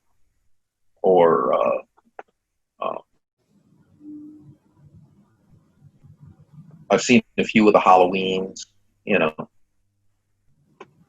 but yeah, no, I'm not up to speed on all of them. Yeah, but Texas Chainsaw Massacre was one that you were, even before you were associated with the movies, that was the one that you were into. Oh yeah, I've seen every one of them, except the Leatherface one, that one after ours. I still haven't seen that. They sent me the script to that movie when they were trying to decide what to make, and yeah, I don't know. Yeah, no offense to anyone, you don't necessarily need to see that movie. But, yeah. What was it about Texas Chainsaw Massacre that drew you to it? I don't know. I had heard about the movie back in the late 70s, when it was always this kind of, mythical, banned, forbidden movie. And then they re-released it, I believe, in 1981. And I was living in Las Vegas, going to high school. And, when I saw that, coming soon to the drive-in in Vegas, I told my buddies, I said, man, we got to go see this movie because, I couldn't figure it out. It must have been some kind of mistake that they were going to show this banned movie at the drive-in. So we went to see it, and it lived up to expectations too. It strikes me when you remember in your own head Texas Chainsaw Massacre, it's like recalling your own nightmare. It gets into your head somehow. It's just really a well-made movie. But it's very nightmarish. The whole thing. It was the first VHS tape I ever bought.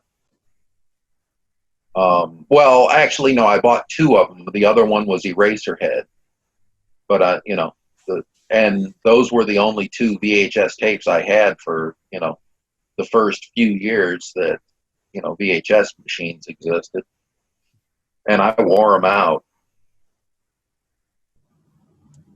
Two midnight movies, Texas Chainsaw Massacre and Eraserhead. And there's something about Texas Chainsaw Massacre, the original one. It's considered about a band movie. There, when you watch it, it does have that gritty feeling, like it's almost something you're not supposed to be watching. Yeah. And the nightmare feels really, I think, like the family. They're also weird, and it's like, it's like you shouldn't be there, and you want Marilyn to get out of here, and you're kind of seeing them through her eyes. And then when people talk about Scream Queens, I think she should be the top one, because I think her performance in that movie is just amazing. Yeah, well, I think it spawned a genre of film. I mean, it's had so many, emulators. I wouldn't say imitate. I would say a lot of the Rob Zombie movies are very much emulated off Texas Chainsaw Massacre. Yeah. And I mentioned before, because you said about having like a VHS copy.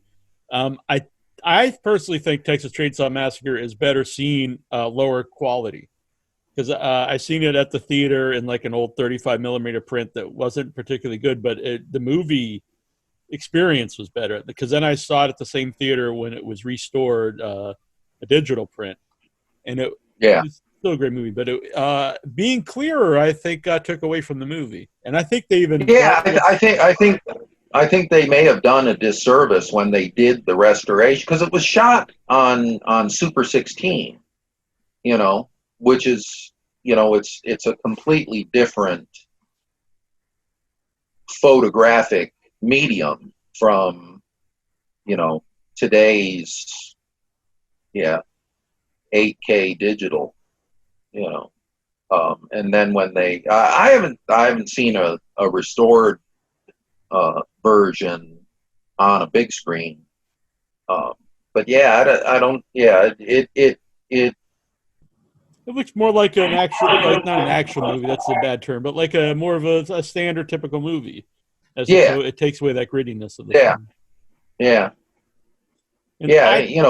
I think sometimes those older movies, they were purposely, they had shadows and stuff to hide certain things, and then when you brighten them up too much, you're actually taking away some of the filmmaking. Yeah, well, and Tobe told the story about when they made that movie. They picked the fastest 16 millimeter film they could find, and use that, because they were afraid they didn't have enough lights. And so that's why, when you watch the scene in the van, the windows are just completely burned out. You can barely see anything happening outside the van. And it was just a function of the necessity of making a low budget movie. They didn't have the lights, they didn't have the equipment, and they didn't have the budget for multiple film stocks.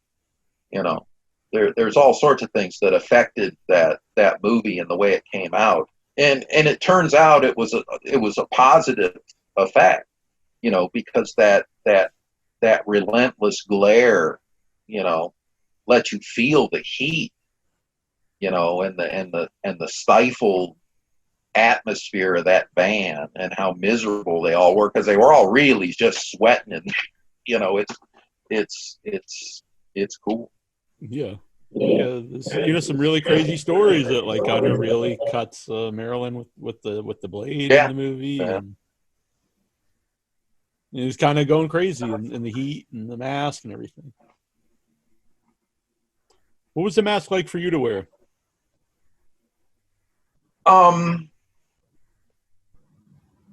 Yeah, it's hot and sweaty. We were shooting in Shreveport, Louisiana in July and August.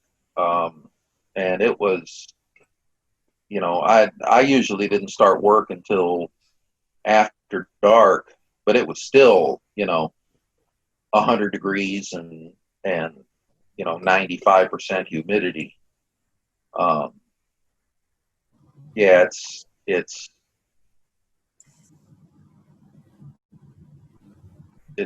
a challenge.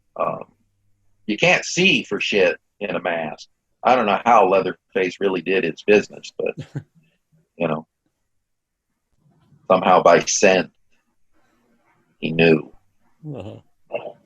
Do you have your own mask, like even either not from the movie, or have you? No, like a no. The movie masks are all still at K&B Effects. They kept them all, which I always thought they should have given me one, but they didn't. But that's all right. I agree.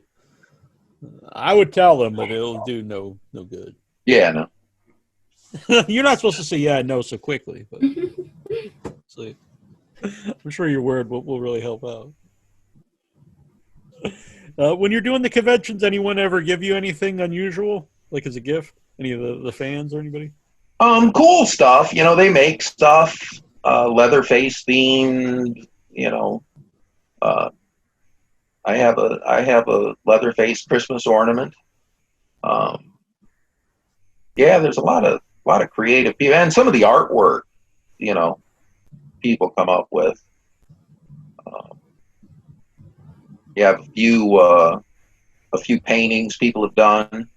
They gave me copies. I signed the original one for them. That's pretty cool. Yeah. Yeah, no. Yeah, folks love Leatherface. Who did the zombie bear attack design? He's gonna kill me because I can't remember his name. Sorry to put this. Yeah, I'm terrible with names. Anyway, he's an artist. He's from Australia. It has a signature on it, but I cannot make it out. Yeah, I left it on there. Shoot, I can't. Yeah, such a good guy to work with. Yeah, I owe him money. I guess I should get in contact with him again. What the hell is this now? Oh God, I should remember these things. I don't. It's old. It's hell getting old. Right. Yeah, I'm getting old. I'm not as old as my brother though. He's much older. No. I always think I'll catch up to him, but I don't think time works that way. No.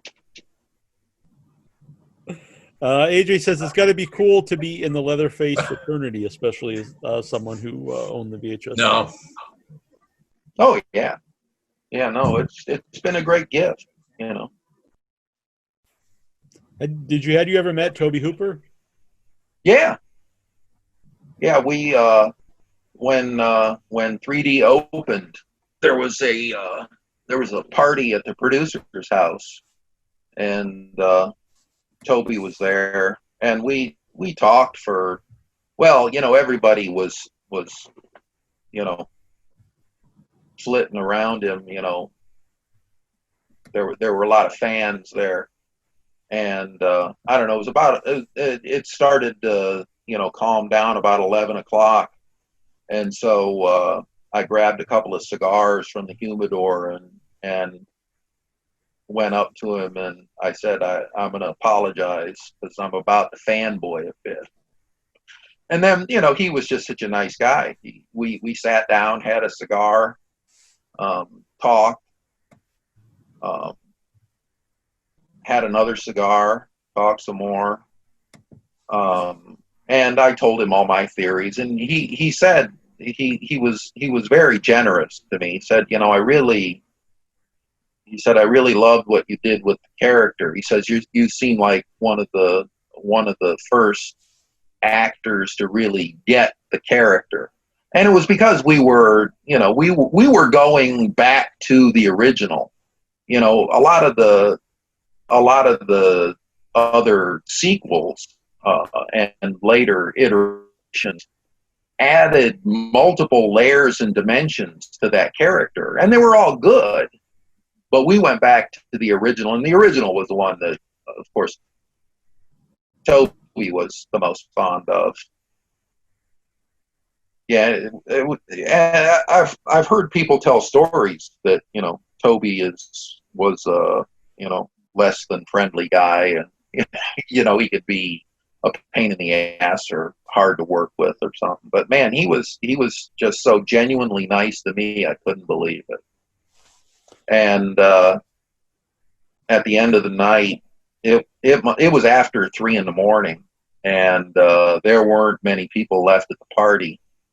And my wife and I had a bit of a drive to go home, so we finally had to give up and leave. And as we were saying our goodbyes, Tobe stands up and says, you know, I've got to give you a hug. And you know, of course, I returned the hug, and you know, he was just really a nice guy. I think he was genuinely touched that we put as much effort into, you know, doing homage to the original that we did. I think that ended up meaning something to him. So. When you do I don't know, we're getting this feedback here. When you did prepare for to play Leatherface, you know, and you're going back to the original, what were some of the things you picked up about the character for your performance? His constant motivation is not anger, it's fear. Leatherface is scared of everybody. And the one thing we added to the character in the original, Leatherface depended on his family to tell him what to do. And he, you know, like he said, he's afraid of all his own family. And every other human being. There was obviously he had an affection for a mother figure somewhere, and he also loved Grandpa. You know, when he and the hitchhiker bring Grandpa down to dinner, you know, carrying the chair and setting him up at the table, Leatherface actually kisses Grandpa on the head, you know. And you know, he's got a lot of love, but he's constantly afraid. He you know, people coming into the house terrified, and he lashed out. Fear is so much greater a motivation than anger, you know, for violence, and that's what Leatherface had. But he was, you know, he thought a lot. You know, he's not a complete imbecile. He definitely had a point of view, but he also had, you know, his self-image was entirely in his mask. You know, and Gunnar said when we were shooting on the movie, which was a few weeks after we had started, you know, he said my concept was if you took the mask away, you'd find nobody there. You know, he was the mask. And that was one of the things that we kind of had to add to the character is, you know, he lost everything that was himself in his family. And so if he wasn't going to die, he was going to have to become some kind of a human being himself. And there really then became somebody behind the mask. And that was kind of the difference in the how the character evolved between the two movies. What you said about fear, I mean, that's when animals are the most dangerous, is it? When they're scared. Sure. Yeah. Like, I see skunks a lot, just, walking around, and I know they're totally fine as long as you don't scare them. So, leave them alone. Yeah. They're cool with you. And, you joked a few times about, people see you as, playing the big guy with the mask. Do you ever think that people don't appreciate what it takes to be an actor in a mask? A lot of people, they might think that could be anybody, but like you were saying here, there's a lot of different things you had to think about, to play the character. Yeah. I mean, I could probably teach somebody, pretty much anybody, to play the role. And if they're physically big enough and all that, you can learn to do it, but don't just put on a mask and expect to be the character. The trick with a mask is you don't have facial expressions, and Leatherface doesn't say anything, and to communicate anything wearing a mask has to involve some very deliberate movement. You need to move some particular way and give it meaning, and that's not easy to do, and it's contrary to, there's nothing natural about it. Seemed like that almost like an outdated type of acting.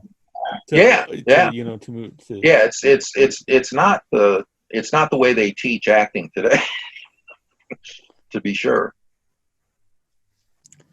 It's more like clowning. I was gonna say, or miming or something, or even stage acting to a degree.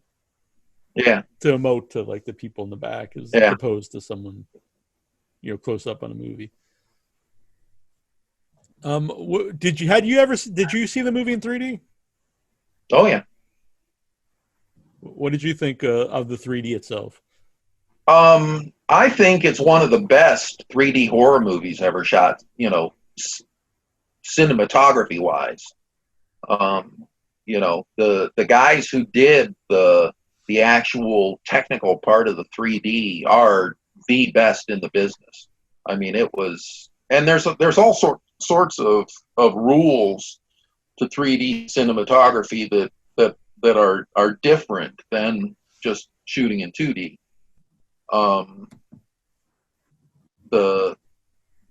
There's two technicians who operate the 3D cameras as you're shooting. One of them controls the separation between the two cameras, and the other one controls, the focus. And, all of those moves need to be coordinated or it looks terrible. And these guys were just, and you know how good I am with names. It was, the heck was his name? Anyway, it was really incredible to see how they did that. And it adds a whole level of complexity to the actual shooting. It's, after every shot, it was, we've got picture, we've got sound, we've got 3D, we've got effects. So it was another layer of things to be aware of. Apparently, when they shot, I don't know, it was a Conan movie or something in 3D. It was some movie where the guy had a sword. Okay. And they tried to shoot it way too close because the sword would constantly be breaking the frame. The sword would start here and then go out like that. And depending on how it went out, it would disappear in one eye before it would disappear in the other. And it would turn into this kind of ghost image. And, it was this whole weird thing, and it had to do with the sword. And so they ended up spending like $1 million to fix it. and it was, you know, horribly expensive, and and it was just a technical problem with shooting in 3D. And so that was a difficult thing. It's one thing to be able to judge, what your frame is, looking at a regular camera. You kind of get a feel for different lenses and how wide they are, and how big the frame, the space you have to work in is. And 3D, it's a completely different camera rig. It's this big magnesium and carbon fiber apparatus with a big mirror in it, and it's this whole different looking machine. So it was a challenge to kind of get a feel to that new 3D space. Interesting. Have you ever worked in 3D, Trista? No, I haven't. It's really interesting to hear about. Yeah. Did you have any questions, Trista? Sorry. No, I don't have a question. I do have a comment. As an actor myself, I just love hearing you talk about the process, and I was just enjoying that so much. And I thought what you were saying about fear as an actor, but also just in this day and age in life in this country is a really profound thing that you just said, and I'm going to rattle it around my brain for a little while. So thank you for speaking on that. Oh, I'm glad you liked it. What would be some of the mannerisms when you're talking about having fear as a motivation for Leatherface? Would that be just something you kept in your head when you're playing the character, or is there anything specifically like you do to get that across on camera? Well,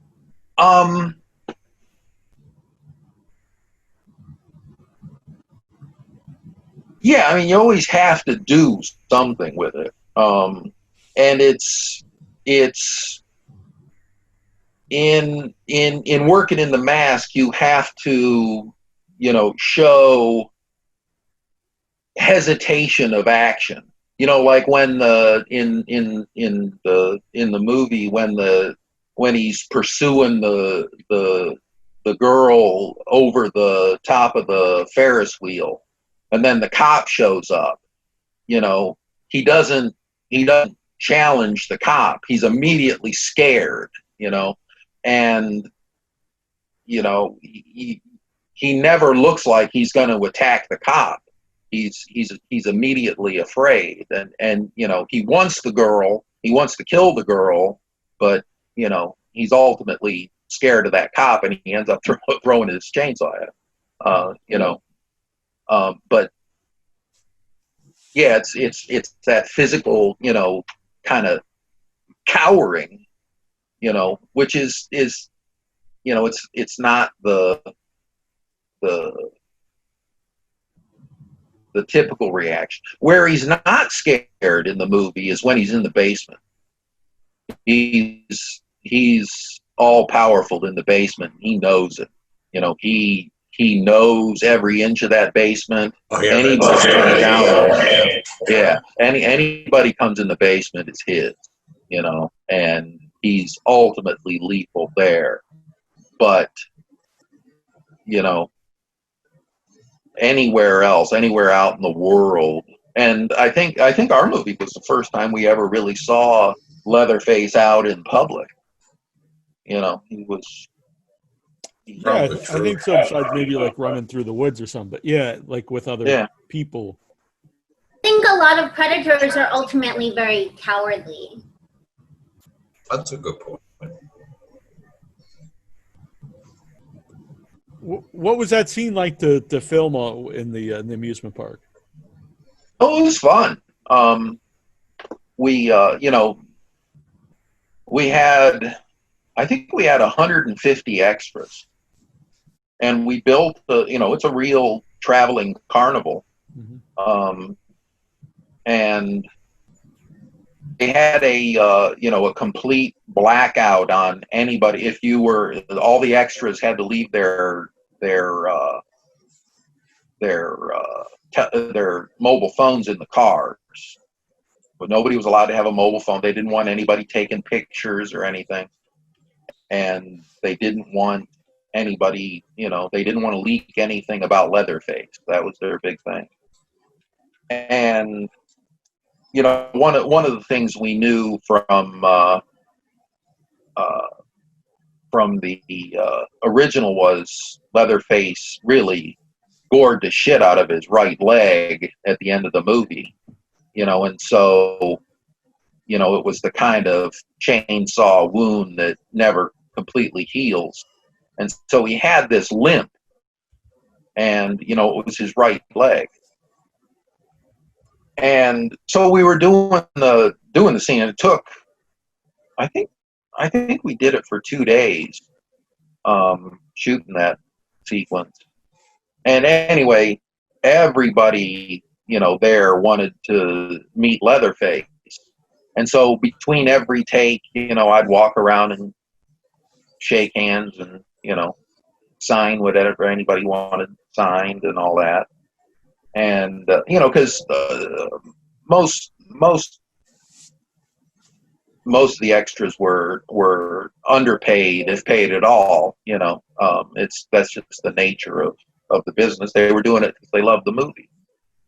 And so anyway, I had a good time talking to everybody, but it was so bloody hot and humid that we had 2 people walking around with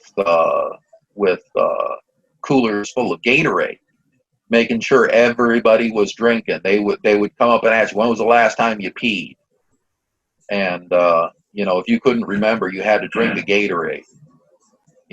And so we were constantly trying to stay hydrated, but it got away from me at one point, and I pulled a muscle because I was so dehydrated. I pulled a muscle in my left leg, and so to try and do the fake limp in the leg that doesn't hurt, that was hard. But I think we got through it. If I'd have gotten a pulled muscle in the right leg, it would have been perfect. It would just Anyway, I don't think anybody ever picked up on it. But the other leg was the one that actually hurt. Well, Troy's gonna get always going. Stay hydrated. So we're gonna wrap up here because Troy's gonna get going. He works at night now. But I do want to mention real quick, The Outsider is coming out on Blu-ray July 28th. It's got a lot of cool specials, so pick that up. We'll talk about it. I'll watch all these and talk about the show. But yeah, you get that HBO, Amazon, where we get it. And where can people follow Dan Yeager? I'm on Facebook. If like I say, if you want to pick up a zombie bear shirt or some coffee, it's killerschoice.com. If you like tea, it's fiddlestickstea.com. That's my wife's deal. And it's the best tea you can get, by the way. You're a tea guy, aren't you? I drink both tea and coffee. All right. I'm gonna tease you with some tea too, then. Right. But yeah, Facebook is mainly the social media I engage in. And I'm just there's a Dan Yeager Leatherface page, and then there's just me. Very good. I always love talking with you, Dan. Likewise, Neal. Thanks for having me. Trista, it was lovely to meet you. I hope we'll see each other again. Troy? I would love that. All right. Troy, very fun. Dan, always a pleasure. Yeah. And we'll do something again sometime. Yep. All right, fellas. Oh, absolutely. Thank you. Yep. All right. Bye, everybody. There's Everybody a lot of have stuff a great coming up. evening. Just go check out Without Your Head, and you'll find out. But actually, this Saturday, though, is Severed Limbs Film Festival #2. 39 films, all excited. Short films. Oh, yeah. Time. So everyone check that out.